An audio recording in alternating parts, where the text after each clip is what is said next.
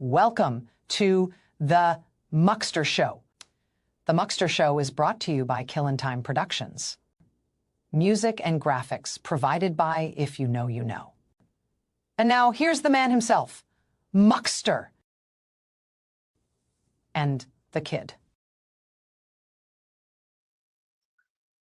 Actually, no, the kid's not here. I forgot to change the opening. So anyway, how's folks doing? Hello, it's me. Do do do do. So let's talk for a moment about cause and effect, motives and consequences. Hello, nerdy. Uh, because recently somebody said to me, I think I was wrong about JJ. He's not such a bad guy. Because apparently when JJ shot that car, the kid that he was stopping was on drugs and stuff and decided to straighten his life out from getting arrested that day. So, yay, JJ. The kid even apparently thanks JJ for it. And also, I was told, by the way, he didn't really empty his clip on the car. I don't know. I looked up news and I saw where it said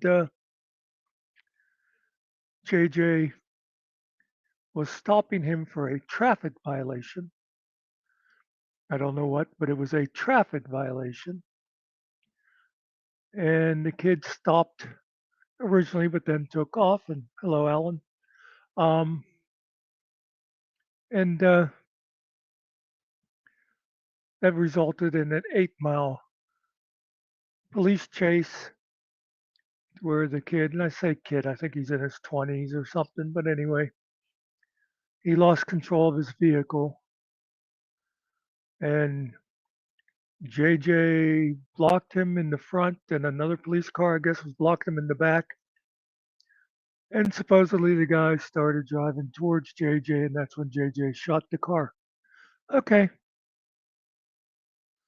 so that was from the news report. Let's just accept all that as fact. Let me give you a couple other situations. Now, I imagine most people who watch this will remember my friend Jocelyn. And a while back, Jocelyn was driving down the road, hey Jody, and a guy ran a stop sign and hit Jocelyn, caused thousands of dollars of damage to her car, and put her in the hospital. Okay. Now, while Jocelyn was in the hospital, they did an MRI and discovered she had a brain tumor. Now, if that guy had not run the stop sign and hit her car and practically killed her, they never would have known about the brain tumor for a long time till it kept growing. So, in a way, the accident had a good effect, right? So, do we decide that that guy is a hero now? That the DA should say, hey, guess what? We are not going to charge you with reckless driving because we found out Jocelyn has a tumor, so it had a good result. Yeah, I don't think so. The guy was still a reckless driver. He didn't set out that day to help Jocelyn. Give you another example. Happened several years ago. A guy was out deer hunting. I believe it was deer hunting.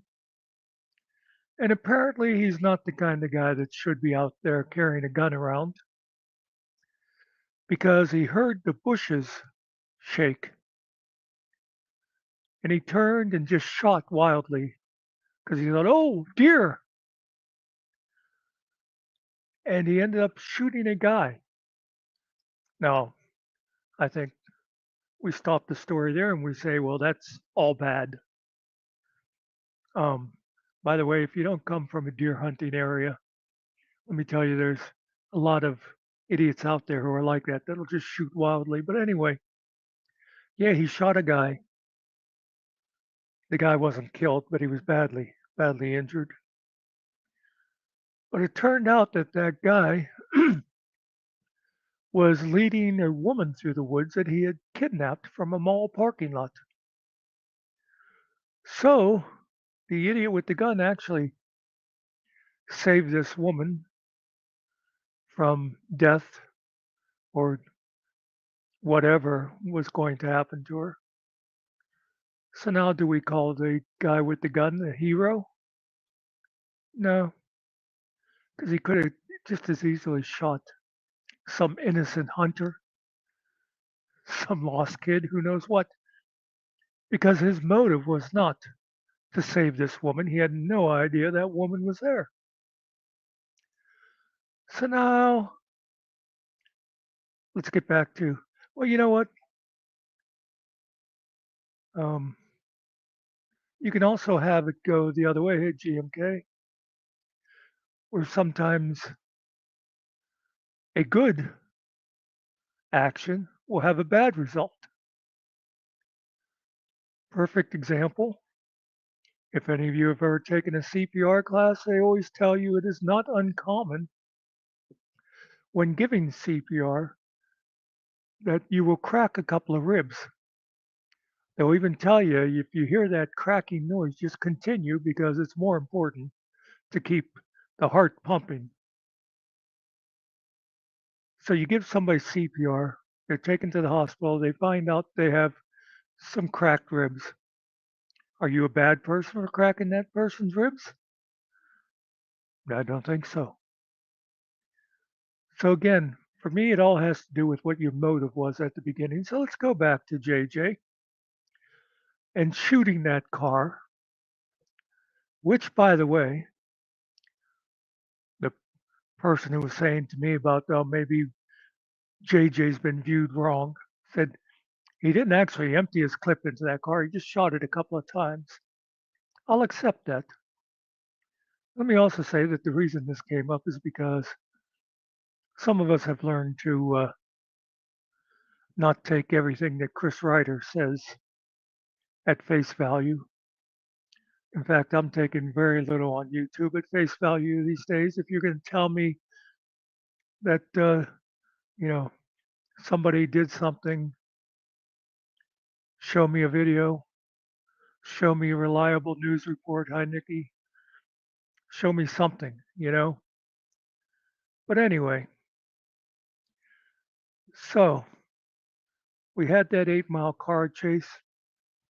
We had the guy supposedly try to run his car at JJ. JJ shot the car. The guy was arrested. And because he was arrested, he apparently got sober. Hello, boot. And now the guy says, oh, JJ actually saved me. But did he?